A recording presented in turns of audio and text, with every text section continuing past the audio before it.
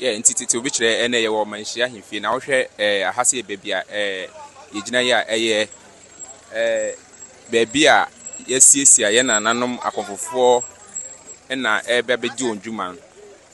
aha na yesi ya pie no na enche kura akonfofo no ba na omodo mudwumadi na behye so kama omo ogura na entia ya nya ne se yesi omo peguro ama ade achensa na atena de but enya confirmation but de ya ene de ye nananom akonfo no ombedi omudwuma wa ha kama pa enti wo hwa omo aye setup no free esoro ho na efa na asante hema na himfi nanim ho na ko prisons for no kanti ho no ho nyina no ya akonfo no na ene omo bedi ondwuma eti mokoso a na mo ne yentena tetobi kire mo ne yentena na de ekoso Manhyia ha bia bibi ekoso bia yemfa nkam ebedi hu dwuma kama na de ho report abremu enti wo share o hwa yes no wa share na wa like comment de opese ohu bia